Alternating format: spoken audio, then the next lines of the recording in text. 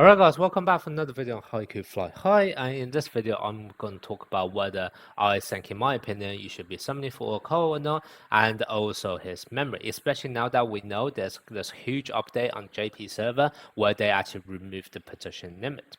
So first of all, let me just clarify something in my video earlier today. So a few people have asked me whether this is just for a specific event or actually across all of the game content. It's across all of the game content, okay? Previously, it was just for one PvP event, but they have now actually rolled across everything.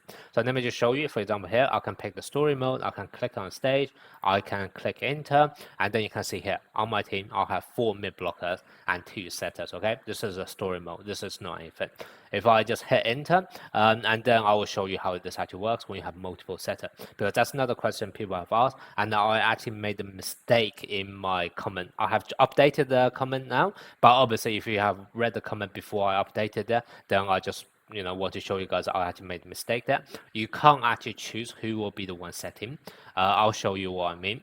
So previously I made a mistake because I actually saw an action on both of the setters, and I picked one of them and then one actually chose to set, etc. But it turns out that's not actually for setting, that's actually choosing your setter to spike. So if I just show you, for example, here, the reason why I'm choosing weaker move is that I don't want a block kill, but I still managed to got a block kill anyway.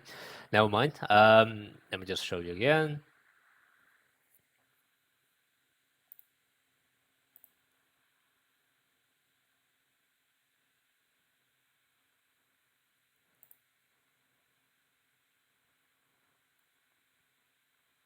Okay, right. So you can see there's an action I can choose for all of my characters, including the setters. But this is not actually for them to set. This is actually choosing them to spike. So instead, if I don't actually click one of them, if I click one setter to spike, obviously the other one will set it for him. But however, as you can see here, I don't actually have the option of choosing who will be setting. There is probably some kind of algorithm behind there that probably needs some testing. It's probably either going to be dependent on who's closer to the net or who has a higher set stat, etc. But just as far as like game control point of view, you are not able to choose at last minute who you want.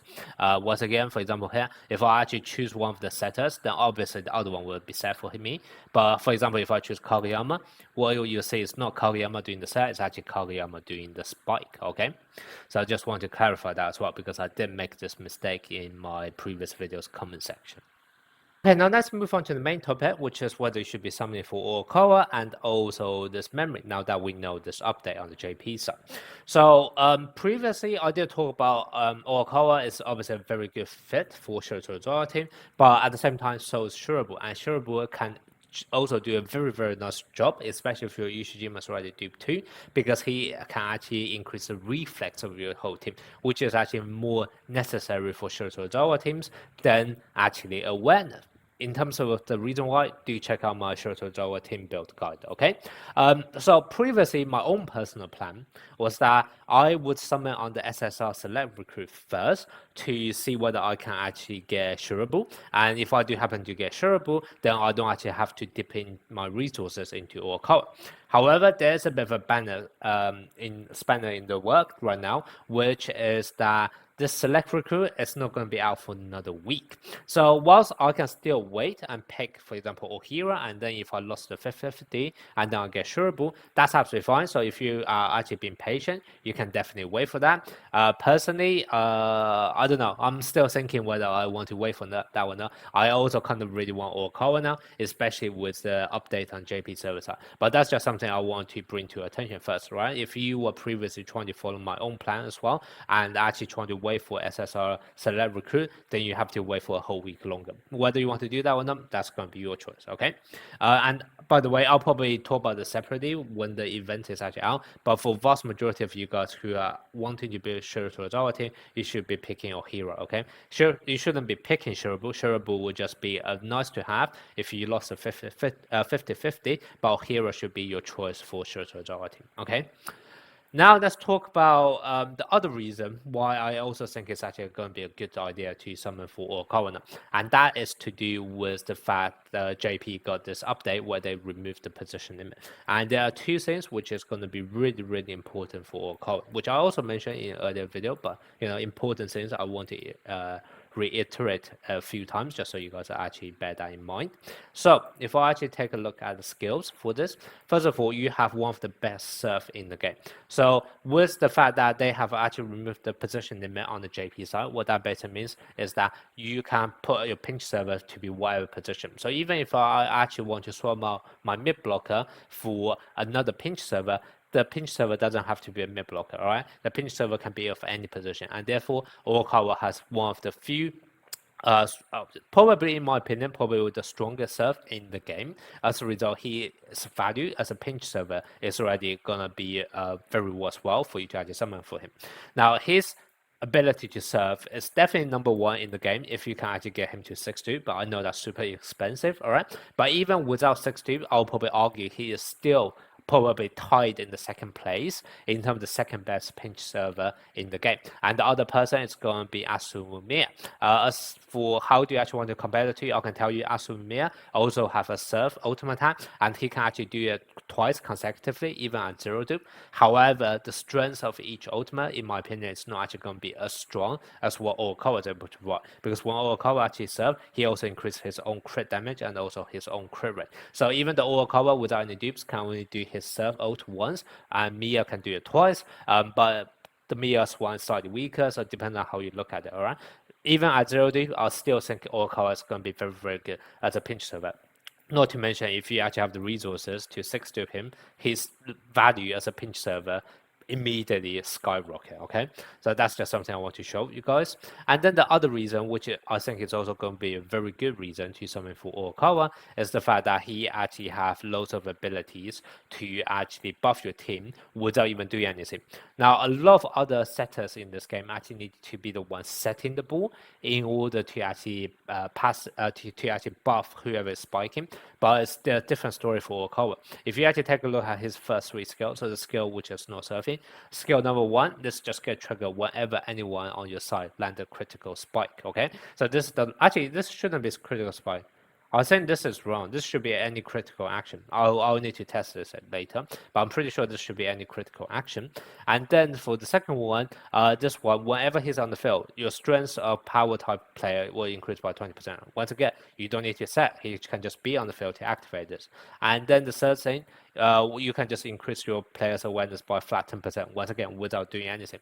So as a result, all of this just makes him very, very valuable in the sense that even if you don't actually plan to use him as a setter and you actually want someone else as a setter in the future, once they remove the position limit, you can still play him on the field, just a passive buffer. And all of the buff he is going to give without any kind of condition, without any kind of trigger conditions, etc., already make him one of the best support unit in the game. So that's kind of why I do feel like there's going to be a lot of value for Oikawa. And once again, he can unlock all of this passive buffing without any dupe. So that's kind of why even at 0 dupe, I actually think the value of Oikawa has jumped by quite a bit with this latest update on the JP side. Okay. Now let's move on to the memory. So for the memory is also very, very good, and I actually think, first of all, it's more important than his dupe 2 ability. So if you have to choose whether you want to get 2 extra dupes on Oikawa or just memory, you should go for memory, okay? And then also this one is actually, in my opinion, also going to be universal. Now, a lot of people will be looking at this saying, oh, this only increases serve stat, so it's like a 1-time use or 2 times use, right? Why would this be a good universal memory, especially if other setters are not going to be as strong as surfing? The reason why this is universal is that whenever you perform a critical serve, you gain 2 stacks of attack tempo.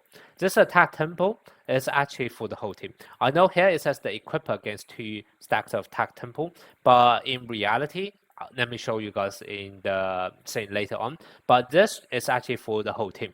So basically what that basically means is that even if he leaves the field afterwards, this is still going to be permanent. So if you actually just put this on a pinch server, what you can do is literally the pinch server comes in. If he is actually able to get a critical serve, that's 2 stacks here. If he is also able to actually do a serve ace, that's going to be another 4 stack. In total, that's going to be 6 stack. Even if he leaves, that's going to be a permanent 6% crit rate for your whole team for the rest of the match.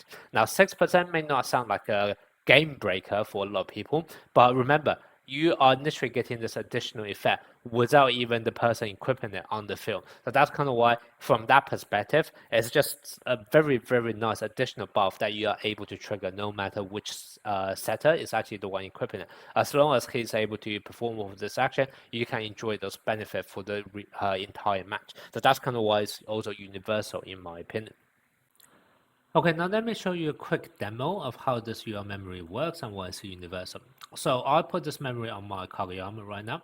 And as you can see, none of the other members of my team have any way of giving attack tempo. This is Iwatu Yumi, by the way. So no one here have the ability to give attack tempo, and that's also what you can see here, right? If I take a look at all of my sides buff, there's nothing talking about attack tempo here.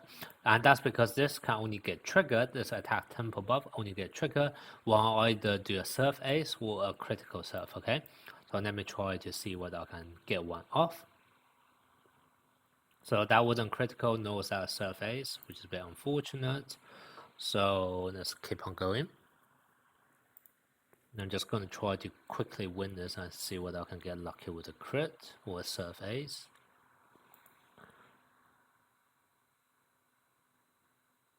Okay, yeah. Let's try again. I'll get a crit. Yep, that was a crit, okay. So, let me quickly change my setter, alright? Once I change my setter, obviously this the person equipped with my UR memory will be gone, but that's absolutely fine. So let me just quickly do this first, just so in case I win this point very easy. But if I just show you right now, you can see that I have my attack tempo, and there's 6 stacks. And the reason why there's 6 stacks is because of 2 reasons.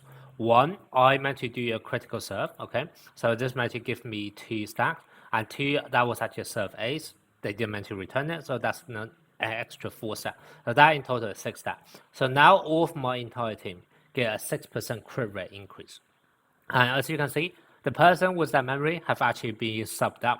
So literally what that memory allowed me to do is get an easy permanent buff without even having that character on the field. So essentially it's almost you have an ace member on your team to help you out. And that's kind of why it's universal.